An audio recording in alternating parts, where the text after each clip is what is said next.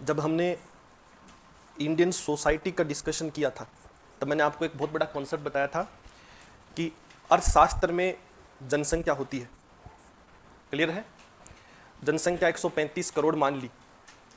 135 करोड़ लोगों की आकांक्षाएं, अपेक्षाएं बहुत ज़्यादा होती हैं। रिसोर्सेज हमारे पास क्या है? कम है। ऐसे में एक प्रैक्टिकल सिचुएशन आती है जिसको हम लोग कहते हैं केओस की सिचुएशन। क्लियर है?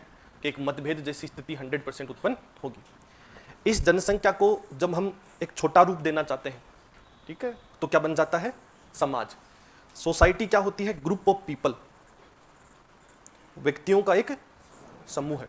इसको हम लोग क्या कहते हैं? सोसाइटी। ग्रुप ऑफ पीपल जो है वो क्या हो गई? सोसाइटी। अब जब इस ग्रुप ऑफ पीपल की हम लोग बात करते हैं तो इस पूरे खेल में इनकी कुछ आइडेंटिटी होती है।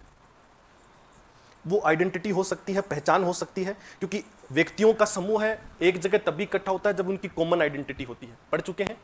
तो इस आइडेंटिटी का एक आधार हो सकता है लैंग्वेज, भाषा। हिंदी भाषित राज्य और अंग्रेजी भाषित राज्य अलग अलग हो गए हैं। एक आधार हो सकता है भाषा के साथ रिलीजन, धर्म जिसको हम लोग कहते हैं। क्लियर है? एक आधार हो सकता है कल्चर, कि एक समान संस्कृति वाले व्यक्ति एक हो गए। क्लियर है? इसी प्रकार एक आधार आपने पढ़ा जैसे कि कोई जेंडर, उन्हीं में से एक होता है रीजन, क्षेत्र। क्लियर है? और जिस चीज की जहां महत्व होती है आदमी उसी के अनुसार अपना रंग बदल लेता है। क्लियर है? जैसे सपोज कीजिए कि आप पूर्वोत्तर राज्यों में जाएंगे तो भौगोलिक तौर पर देखा जाएगा, ज्योग्राफिकली देखा जाएगा तो राजस्थान और पूर्वोत्तर राज्यों में बहुत बड़ा डिस्टेंस है। तो एक राजस्थानी पूर्वोत्तर राज्यों में कभी भी धर्म को आधार नहीं बनाता है कि मैं हिंदू का हूं कि मुस्लिम का हूं। क्लियर है? क्योंकि वहां भी हिंदू मुस्लिम है। भाषा सपोज कीजिए उनको भी हिंदी आए, हमें भी हिंदी आए, ऐसे उदाहरण के तौर पे बता रहा हूं, तो वो भी कॉमन हो गई। तो वहां वो जिस चीज को आधार बनाता है वो क्या है? रीजन को। वो अपने आप को राजस्थानी करार देगा कि मैं कहां से हूं? राजस्थानी से। क्लियर है?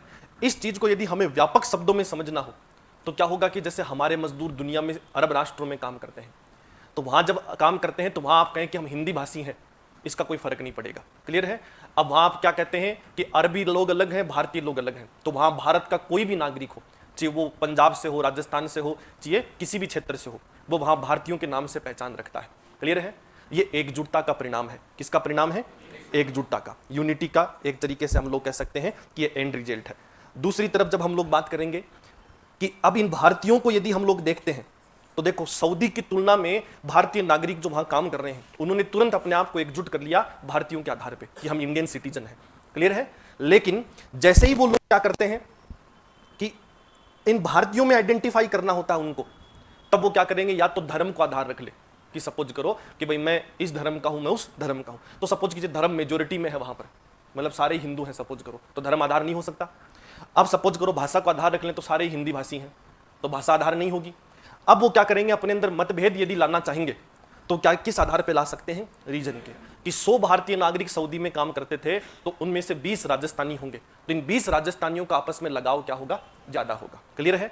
तो जब बात आएगी सऊदी बनाम भारतीयों की तब तो 100 के 100 भारतीय हो जाएंगे, और जब बात आएगी भारतीयों में मतभेद की तब राजस्थानी अलग हो जाएंगे, शेष भारत के अलग हो जाएंगे। क्लियर है? इस पूरे खेल को ही दुनिया में क्या कहा गया है? रीजनलिज्म। क्लियर है? कि जब एक व्यवहारिक तौर पर कहें कि किसी विशेष समुदाय के हित या किसी क्षेत्र के हित राष्ट्र के हित पर भारी हो जाए तो उसको हम लोग क्या कहते हैं? क्षेत्रवाद। क्लियर है? कि जब हमारे राष्ट्र के हित पे किसी क्षेत्र के हित भारी हो जाए तो वो किसको बढ़ावा देती है? क्षेत्रवाद को। क्लियर है? जैसे आपने कुछ चीजें सुनी, एक पार्टी होती है नेशनल पार्टी, राष्ट्रीय दल, तो इसकी एकमात्र पहचान ये होती है कि वो पूरे भारत में अस्तित्व रखती है। क्लियर है? उसी को हम क्या मानते हैं? National party. क्लियर है? अब जैसे सपोज कीजिए कि आम आदमी पार्टी ने पंजाब में चुनाव जीता, तो कल का एडिटोरियल आपने पढ़ा होगा, बहुत इंपॉर्टेंट लेख है कि आम आदमी पार्टी राष्ट्रीय पार्टी की तरफ बढ़ने की क्या कर रही है? कोशिश। तो एक बेहतर विपक्ष तैयार होगा, अपोजिशन तैयार होगा। हमें हमारे सिलेबस के अकॉर्डिंग पढ़ना है, कौन जीता कौन नहीं जीता ये इंपॉर्टेंट नहीं है, हमें इस पूरे इलेक्शन का एक कंक्लूजन निकालना है कि जब चुनाव हुए तो चुनाव में हम देखेंगे कि विपक्ष लगभग समाप्त हो चुका है, अपोजिशन क्या हो चुका है? खत्म।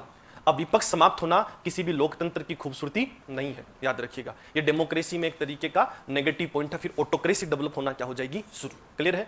बहुमत ठीक है, बहुमत ठीक है, प्रचंड बहुमत का अर्थ हो गया कि व्यापक मात्रा में लोग मिलना, लेकिन विपक्ष समाप्त होने का अर्थ क्या हो गया? कि शून्य, एक तरीके से कि लोग, विपक्ष के लोग ही क्या हो गए? खत्म हो गए। तो इस पूरे खेल की जब हम लोग बात करेंगे तो इस पूरे प्रोपेगेंडा के अंदर क्या होगा कि जैसे ये कोई नेशनल पार्टी के रूप में डेवलप होना शुरू होगी तो हमारी इकोनॉमी के लिए, हमारी डेमोक्रेसी के लिए एक स्ट्रेंथ, एक पॉजिटिव पॉइंट के रूप में डेवलप होना शुरू हुआ है। वो ये हुआ है कि हम एक स्ट्रॉन्ग अपोजिशन को क्या कर रहे हैं, डेवलप कर रहे हैं। क्लियर है? तो ये हमारे लिए एक पॉजिटिव पर्सपेक्टिव है। क्लियर है? तो हम खुद चाहते हैं कि नेशनल पार्टी इस तरीके से अमर्ज होना शुरू हो। लेकिन अगर सपोज कीजिए हर रीजन में एक पार्टी डेवलप हो गई, जैसे आपके सामने एक चुनौती है सपा, बसपा, ठीक है, तो इस तरीके की जो पार्टियां डेवलप हुई हैं, क्लियर है, ये जो पार्टियां हैं ये रीजनल पार्टी हैं।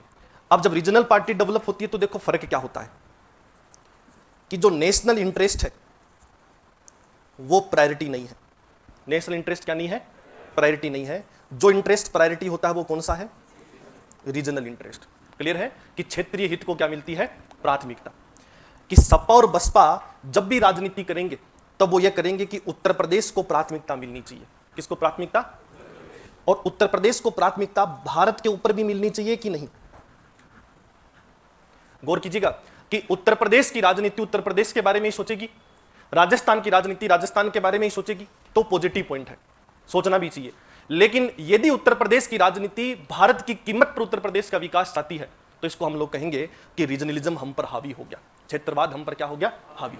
ये जो कॉन्सेप्ट डेवलप होता है इसमें जो यूनिटी ऑफ इंडिया है उसमें डिसइंटीग्रेशन आना क्या हो जाता है? शुरू। ये जो भारत की एकता है उस एकता में मतभेद होना क्या हो जाता है? शुरू।